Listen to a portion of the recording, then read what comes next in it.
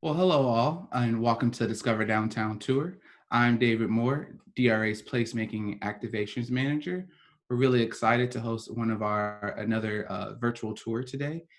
Today we'll be highlighting 107 West Hargett Street, and we'll have Amy Bullington with Clearscapes hosting the tour today. If you don't know about Clearscapes, you're going to learn more today from Amy. She's going to also talk about some of their projects around downtown and throughout the area. But Clearscapes is a architecture and art studio based in downtown Raleigh. Although you're muted right now, please use our Q&A feature to ask any questions throughout the tour. We'll be sure to get those over to Amy during the tour, and also we'll have another time at the end. So again, feel free to ask those questions using the Q&A feature, and we're gonna go ahead and get started.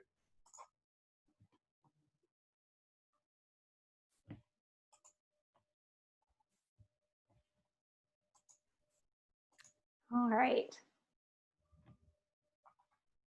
So thank you, David. As he pointed out, my name is Amy Bullington. I am an architect with Clearscapes. We are an art and architecture firm in downtown Raleigh, actually in the Warehouse District. And I'll say, for many people, you may not be familiar with our name, but you're likely familiar with our work, especially if you spend time in downtown Raleigh. So I've pulled up just some pictures here, kind of a quick overview to see what you may recognize. So our firm was founded in 1981 as a collaboration between an artist and an architect. And it's really based on the idea that architecture should be a functional work of art that serves to engage and inspire its users in their community. So we're a small firm. We've got 15 people total. It's a combination of artists, architects, and then also some admin staff. And we have, like I said, an office in the Warehouse District. You can see right now I am not there, still working from home, but we really enjoy being a part of downtown. So some of the projects that you can see here, I'll point out some of the ones that are in downtown Raleigh. Union Station, the recently opened train station in the Warehouse District. Junction West, which is a really great bar and event space right by Union Station. We've also got Transfer Company on the east side of downtown, which is a food hall, and then also some townhomes associated with that. Let's see what else. We've got the CAM Contemporary Art Museum in the Warehouse District that you may recognize. The Go Raleigh bus station, Marbles, the original museum, and then also the Color Pop Corner.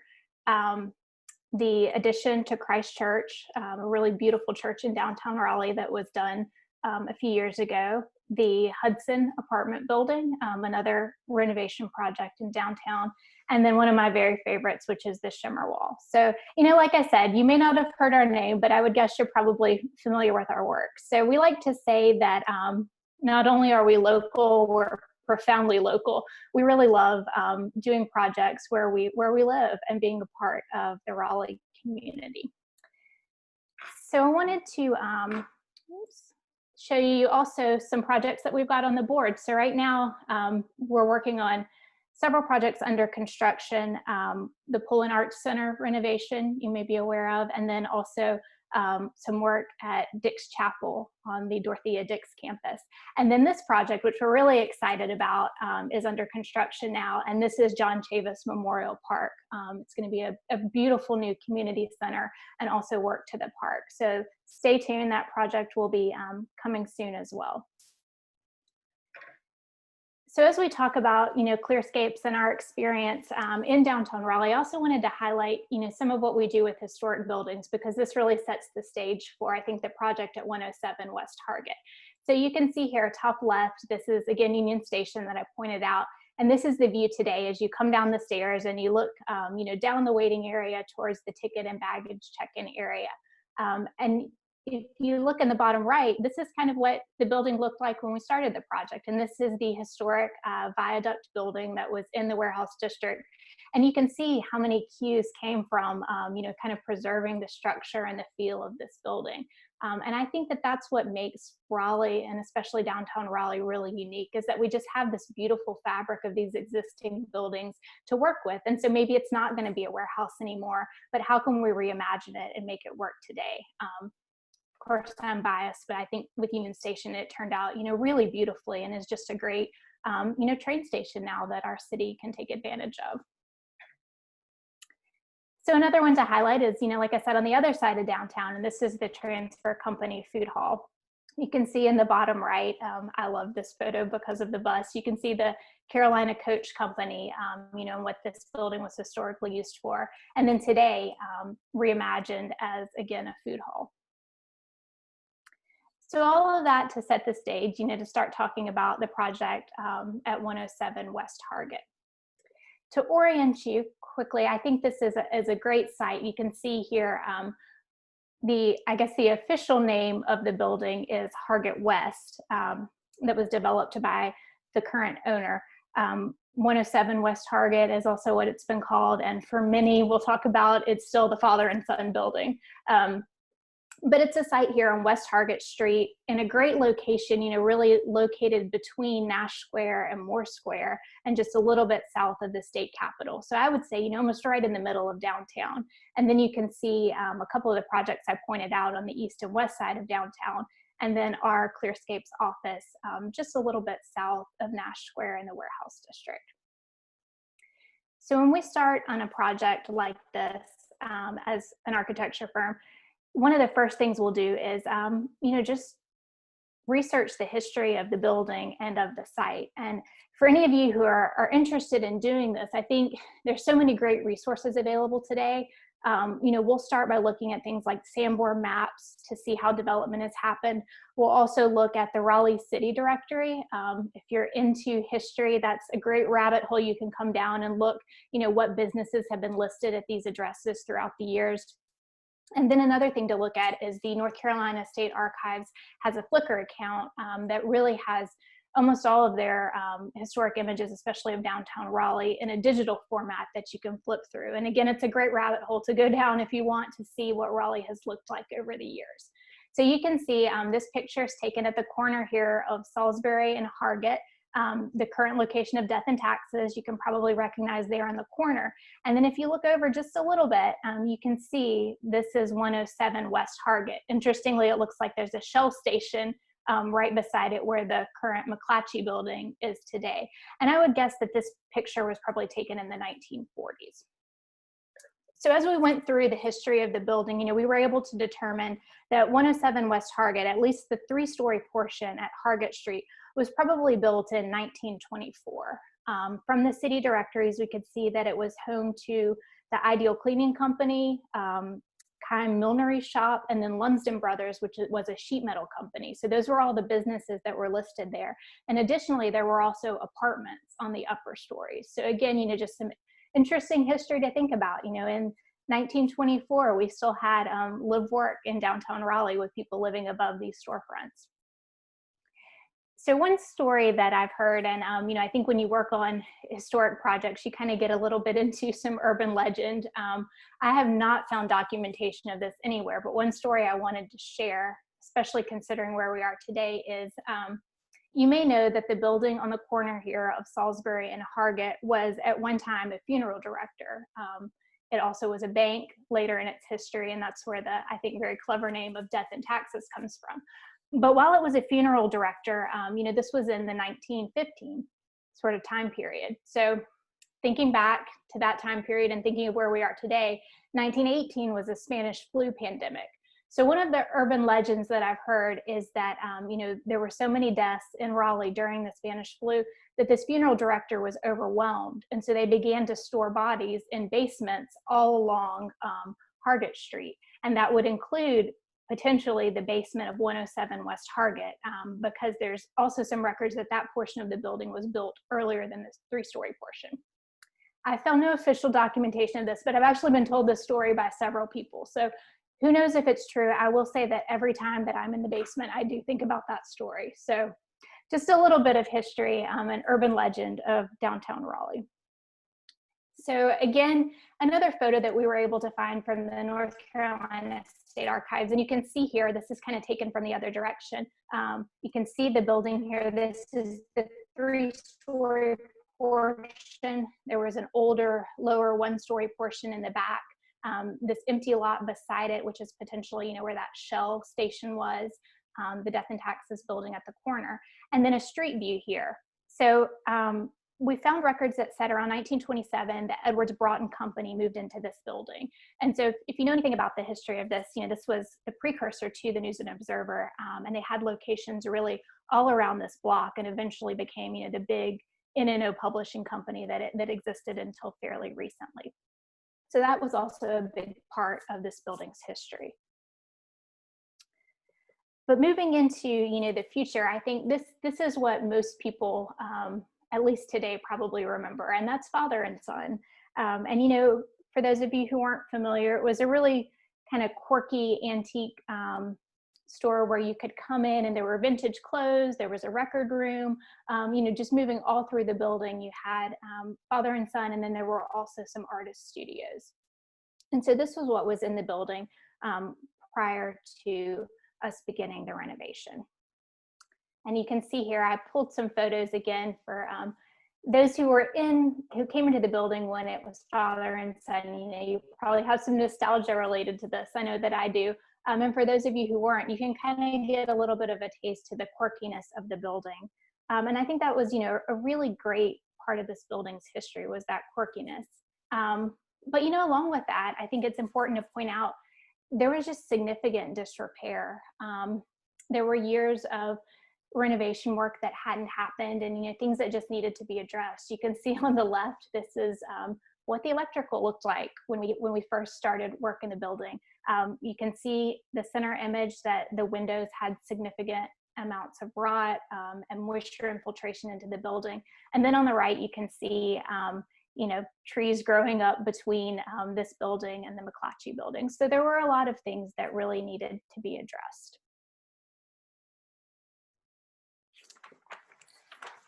All right, so kind of setting the stage for the history of the building.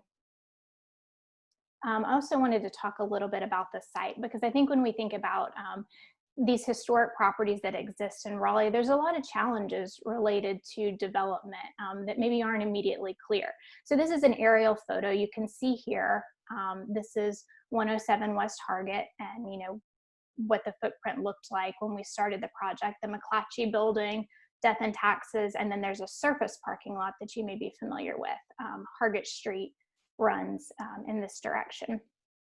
So you can see, one key challenge here is that there's very limited side access. You really have Hargett Street, and then we were uniquely fortunate to have a surface lot.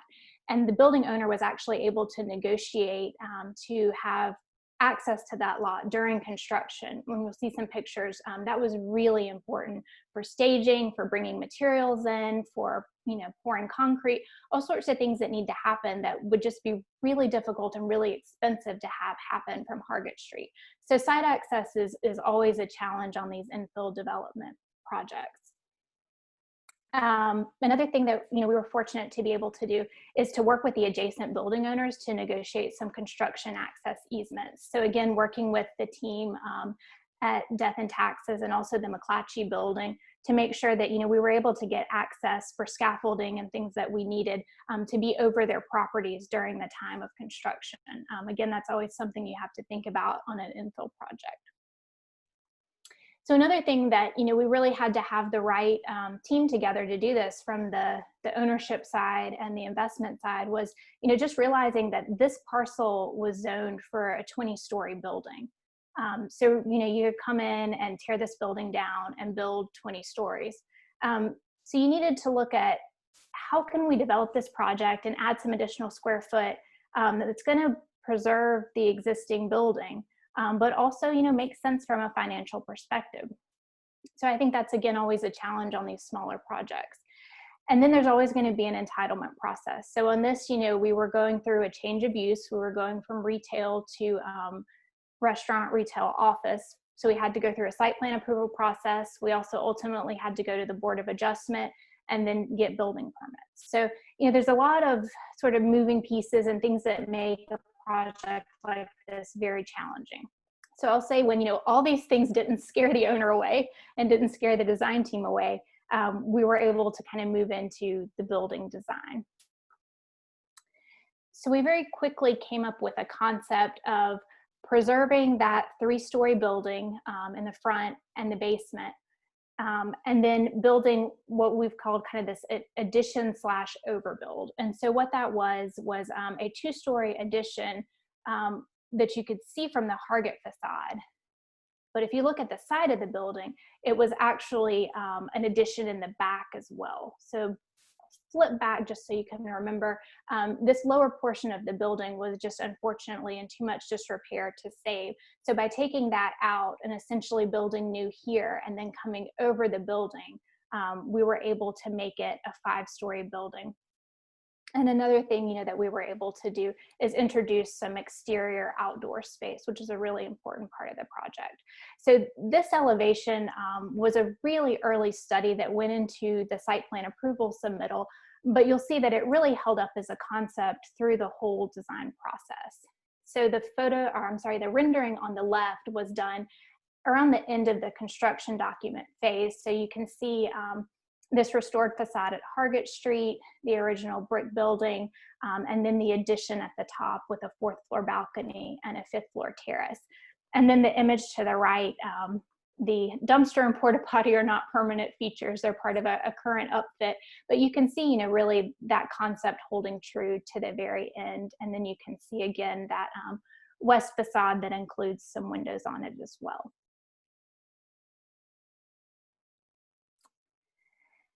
So some of the challenges that I want to talk about, you know, we've talked about challenges related to the site and, you know, site access and zoning and a lot of the things that, you know, you're working through early in the project.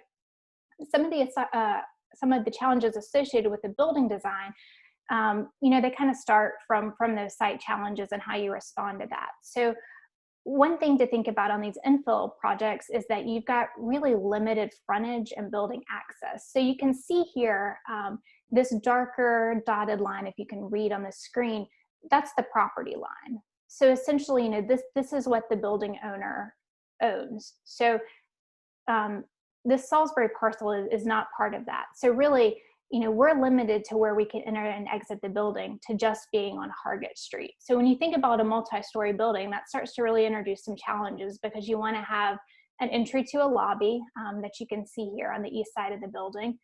You want to have entry to a ground floor tenant space that you can see here at the center of the building. But then you also need to account for things like an egress corridor to get the stairs from the upper floors to have somewhere to safely exit the building in case of emergency. So you start to carve out space for that. So you can see that that frontage on the street is very quickly starting to be taken up. Then you introduce really practical things like, where do we put mailboxes? Well, how about the fire department connection? And so you can see it's really a lot of competing priorities, and it's kind of a puzzle to try to get everything to fit into that space. So you can see here, you know, again, the ground floor and kind of where we ended up. And then on the left is a screenshot from the model we used for this. So at the east side of the building, we basically introduced an entry to a shared lobby for all the upper floor tenants.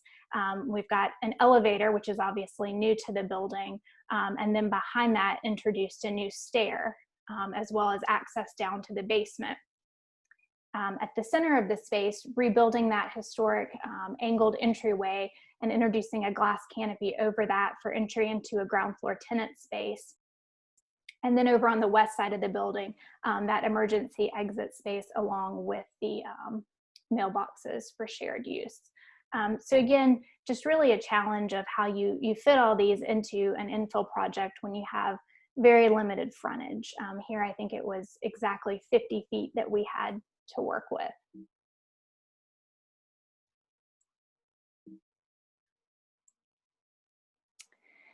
So kind of related to the limited frontage, you know, if you think back to that site plan and you realize that you have buildings on the east and the west and on the south, it's always a challenge of, you know, how do we get light into the building and how do we make these floors that are fairly narrow and really deep, how do we make them not feel dark?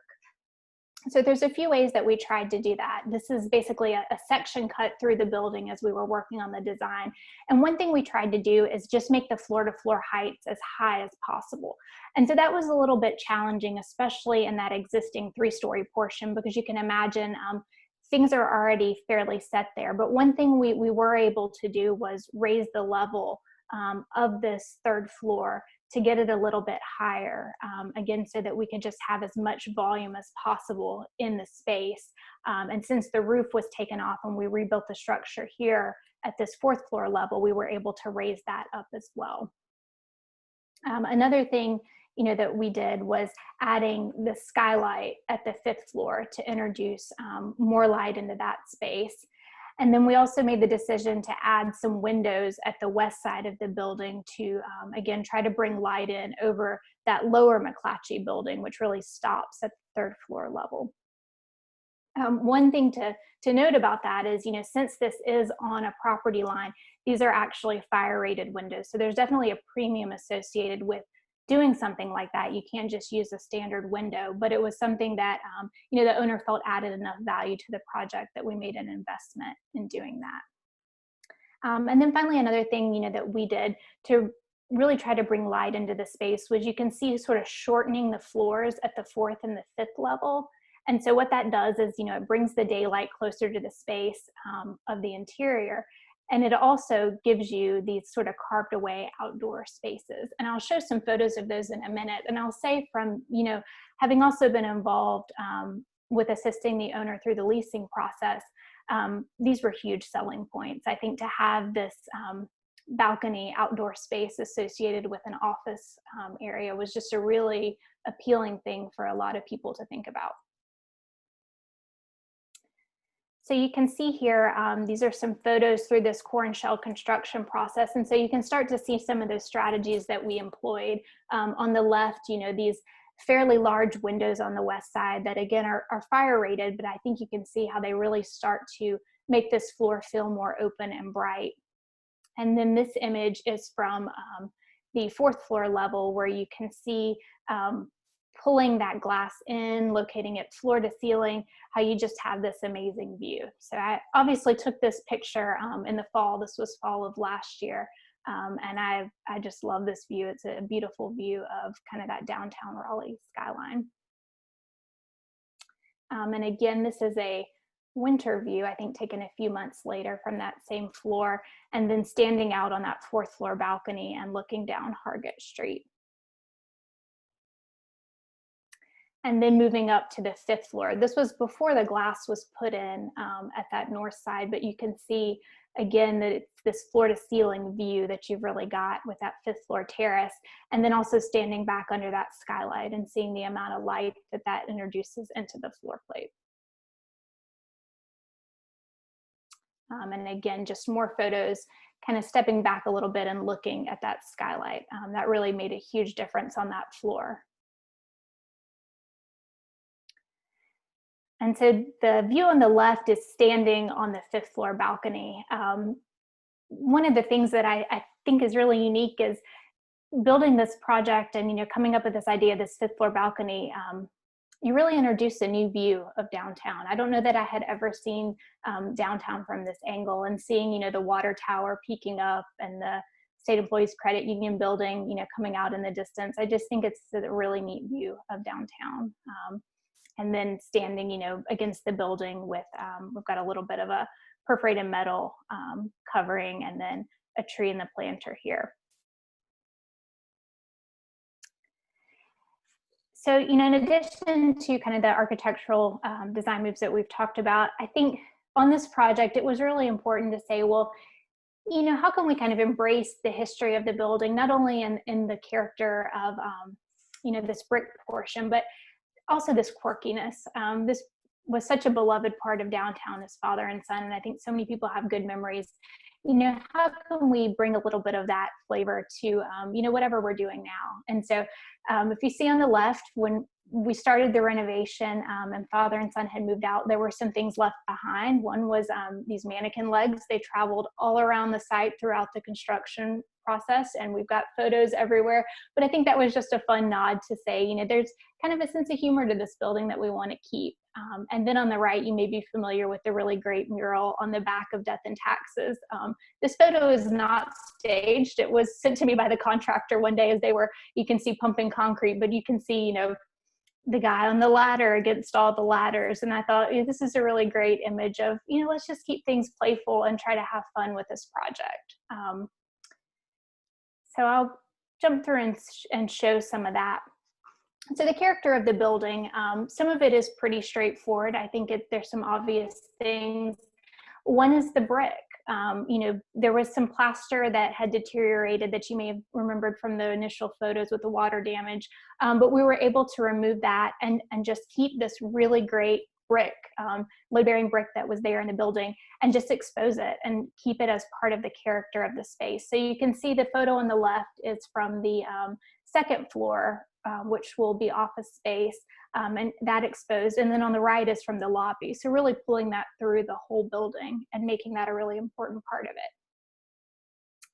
Another piece that I've sort of talked about is the entry. How can we restore that to what it was before? So going back to this 1940s photo and seeing this angled entryway, which you may notice from a lot of these buildings in downtown Raleigh have sort of this detail on there. So we were able to reintroduce that and have this angled entry in the center of the building for the ground floor tenant space. Sometimes when you do these type of projects, you just get lucky. And I'll say we really got lucky on this one. If you remember being in Father and Son, you probably don't remember any of this glass on the right.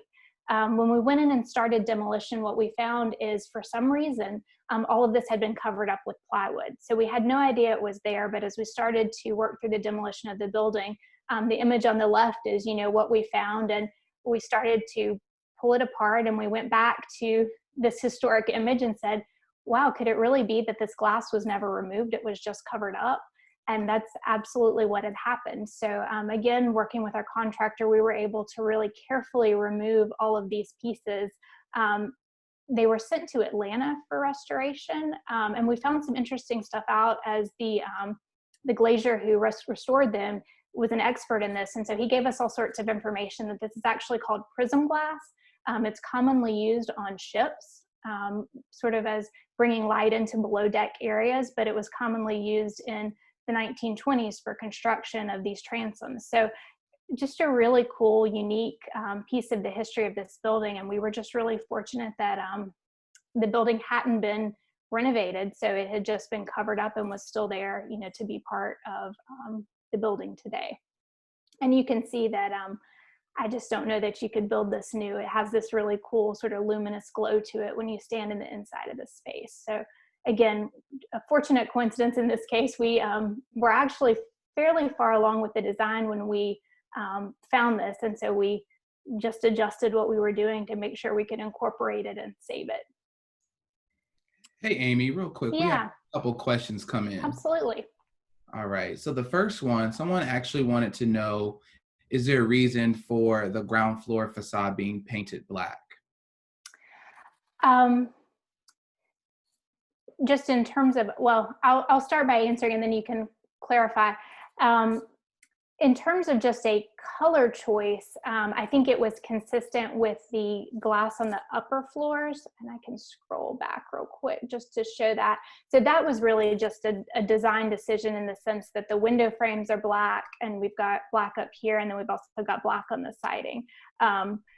So that was the primary driver of that. I don't know if it was a question more related to a historical piece. You can see from the images we found that it was a lighter color, with the Broughton sort of history. I was never able to find any color photos to see historically what it was. And then we briefly thought about electric yellow or something as a nod to Father and Son, but ultimately ended up going a different way. So not sure if that answers it completely, but it was really just an aesthetic decision for consistency with the other finishes. Actually, I got some clarification on that question. Okay. It's actually related to the new addition of the 2 stories on top. Is there a reason why? Is there energy or a green reason why that type of material was selected? Yeah, that's a great question. Well, And I think that comes up with the challenges of a project like this. So if you look at the rendering on the left, if you look really closely at what's shown up there, that's actually a brick that we were originally looking at. And we were looking at doing it in a gray, not necessarily from any energy standpoint, but to give it some contrast with the historic building. We wanted to make sure it was clear what the addition was. And so we started going down a brick path. But if you think about adding brick up 5 stories, it's incredibly heavy. And so what that does is it has implications through all of your structure. So your steel columns get bigger, your foundations have to carry more load. And so ultimately it just wasn't a cost-effective way to do this. So what we ended up with was the corrugated metal. And that was a really light option that was able to work really well and is actually really economical. So that was the big driver on that. And the reason to go with a black is it is a standard finish, so it's economical, and it's not a metallic color that is going to be really reflective and have glare in a downtown environment, and also just has a very different aesthetic. Thank you for answering that. Yeah, that's a great question. All right, so I'll flip back to where I was. So we talked about the transom glass. So another thing I wanted to point out was the dumbwaiter. And again, this was one of the things that was there when it was father and son, but it was really covered up. Interestingly, so this was on the first floor, and it was used by father and son to move some of their furniture pieces from the basement to the first floor. But you can see here, this is a completely manual dumbwaiter. You're pulling the rope on the left side and really getting a workout. So as we kind of demolished portions of the building around this, we were able to see more of the structure, and we pulled some, boards and other things away. And you can see here on the right, this sticker that's from Moffett Mechanical Manufacturing Company in Charlotte with this really cool little painting that's, again, original and to the best we can tell, from the 1920s. So this was, again, something that we were able to maintain and preserve, and is still in the building now. We basically built back around it, and hopefully will be part of the history for a long time. It'll be incorporated into the ground floor outfit. Another piece of the building's history that goes back to this idea of fun and quirkiness and maintaining some of that character are these painted maple floors. So to the best of our knowledge, again, these floors are probably original to the building, having been replaced and painted and changed throughout the years. And if you remember, going into father and son, you would go in the front door and there's some red floors. You'd go up to the second floor and there's the teal floors. So there were all these colors throughout the building that, again, just had this fun, quirky aspect to them. One of the first things we looked at were saving the floors, as flooring, but unfortunately, because of the water damage and also some of the settlement that had happened in the building and just the unevenness, we weren't able to do that. So when we realized we couldn't save the floors for flooring, we started to think about what else we could do with them.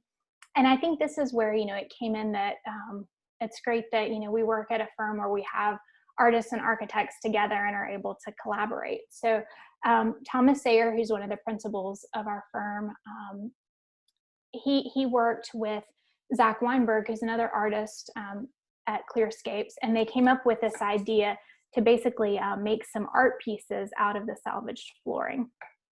So you can see here, this is an install photo that happened just a few weeks ago.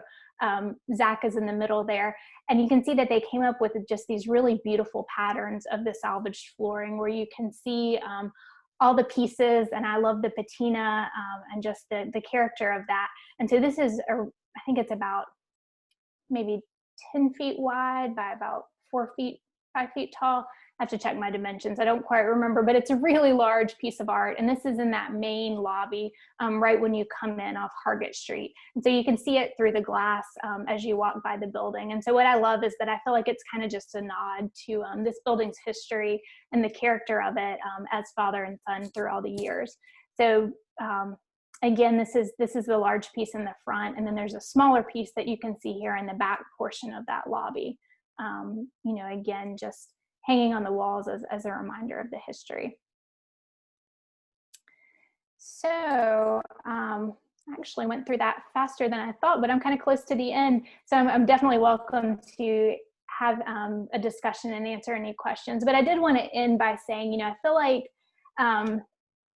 these adaptive reuse projects, where you're taking this fabric and character of downtown, these are really challenging projects. I may be biased, but I really think that this is almost the hardest type of project you can do, because you're doing renovation, you're doing new construction.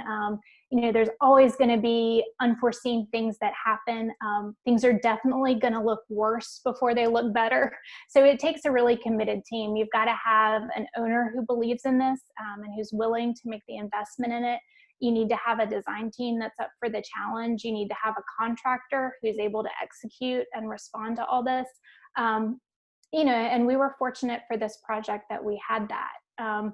And I'll say too, I think if you're able to find the right team to do this, and you can make a project that's gonna make sense, to me, there's so much potential in these to really preserve the character of our city and what makes it really unique. And I go back to that idea of not only do we have something a little bit new and different now on Hargett Street, we have this new view of the skyline that we never had before, which I think is just really cool when we think about what it means to live in Raleigh.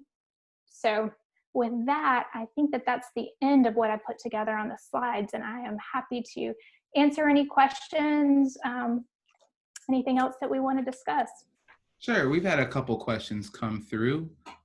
First, I would love it if you could go back to the art installation that you all installed. Yeah. And I just have a question, is that common for a Clearscape project to take a material that you found there and, create some type of new amenity or cool feature? Do you guys usually do that? Is that how you set yourselves apart from other studios, or just curious to know? Yeah, absolutely. So, there's a couple ways that we work in terms of, we absolutely have projects that are just the architecture component, and we have projects that are just an art installation.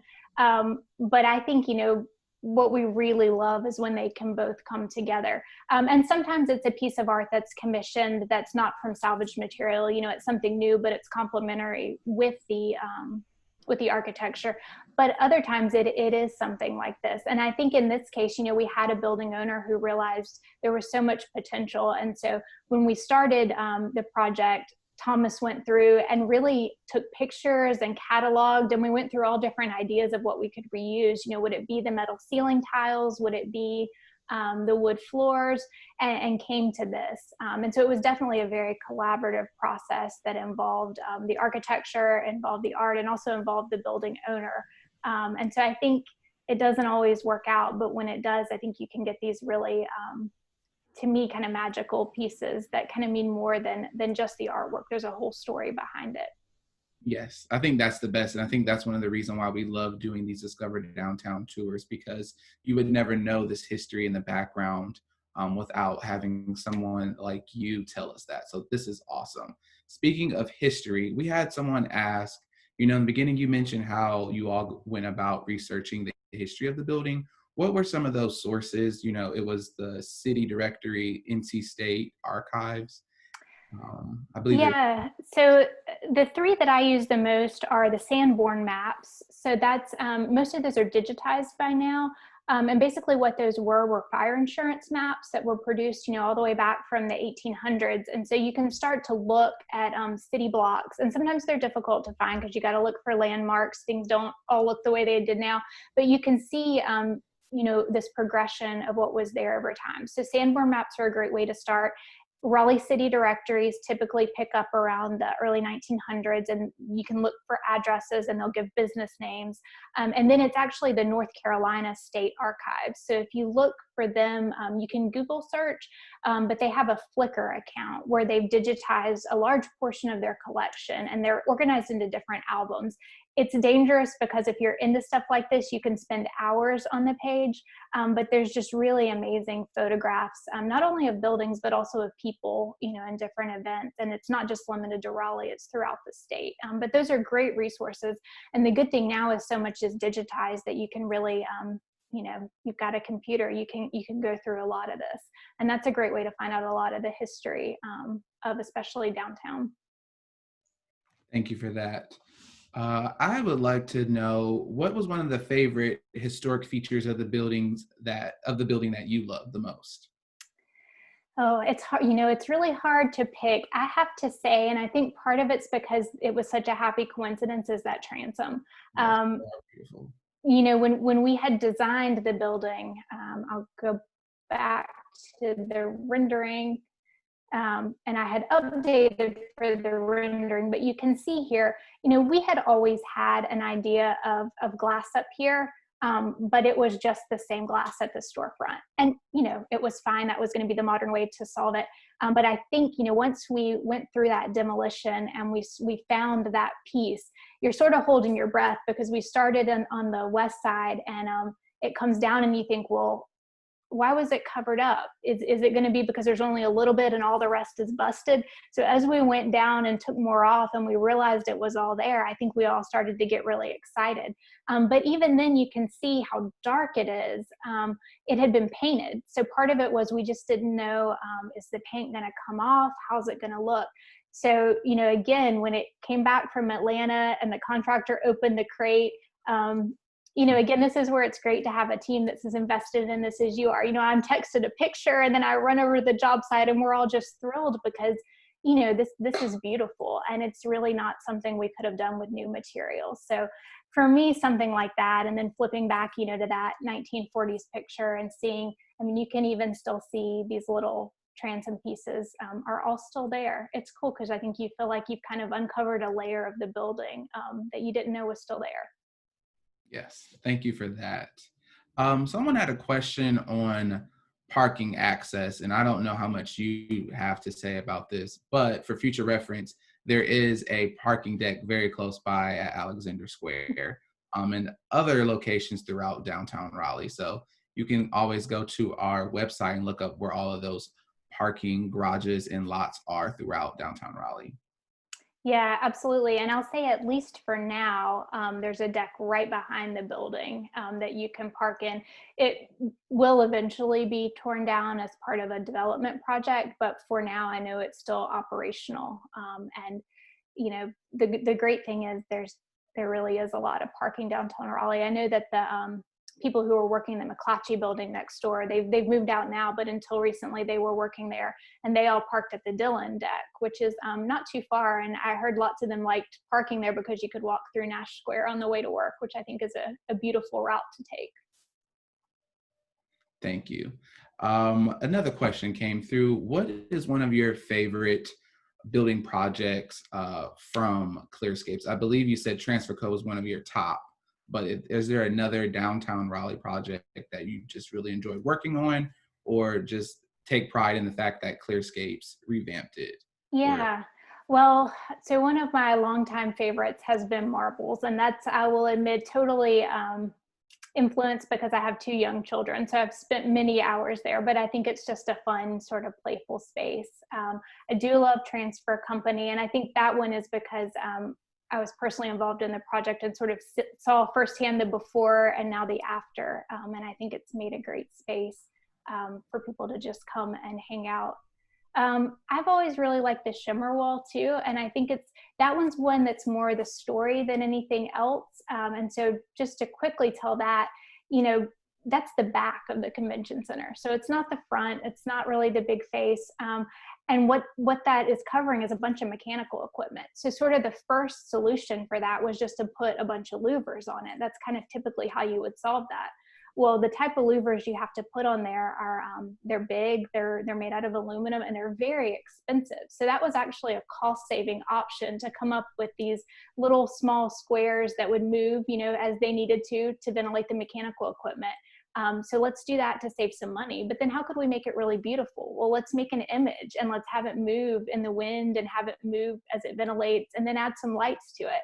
And to me now, every time I see a picture of the Raleigh skyline, at night, you're going to usually see the Shimmer Wall, and that's the back of the convention center that would have been louvers. So I just think it's a great example of being creative to solve a problem and making something really beautiful.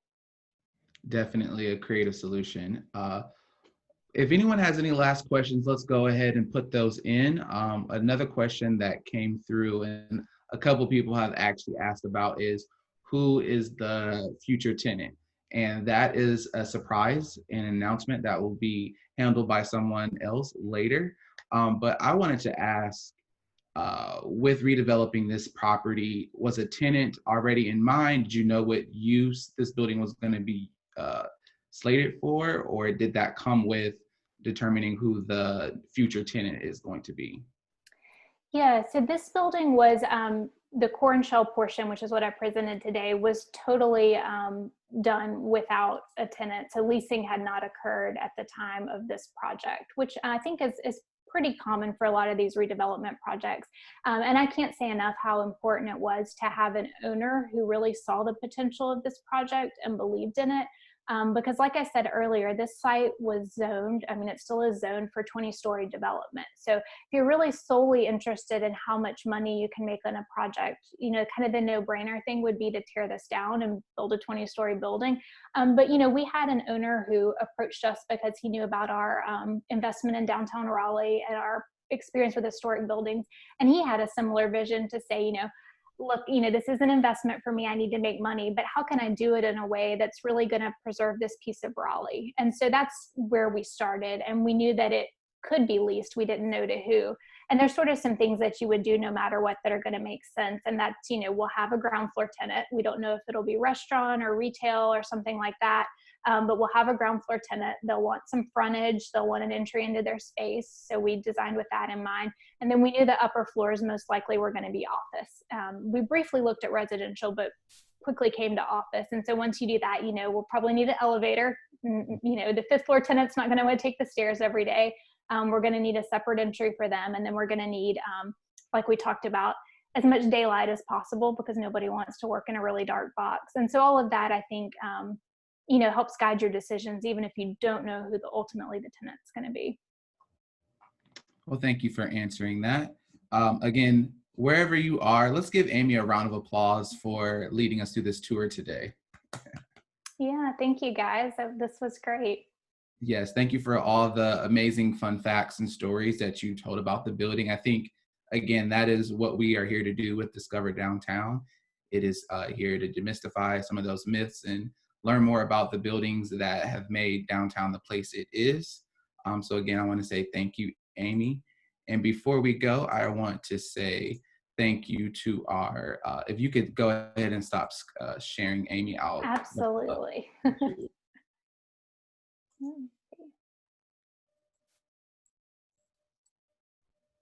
There you go.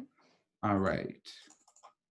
So before we go, just going to say thank you to our Discover Downtown sponsors. We really appreciate them for allowing us to do this tour monthly. And we encourage you to stay connected and support downtown Raleigh. You can do that by following us on social media.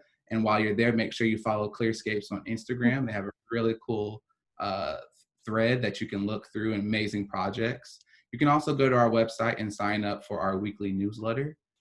Stop by and shop local at Moore Square Market. It's hosted on Wednesdays from 3 to 6. We have one of the best mix of vendors that we've ever had, so be sure and come support us. And then you can also go to our COVID-19 resources page that tells you what restaurants, stores, and other services are open and what they're offering. Again, thank you for being here today. Thanks for tuning in, and we look forward to seeing you soon. Have a good one. Thank you.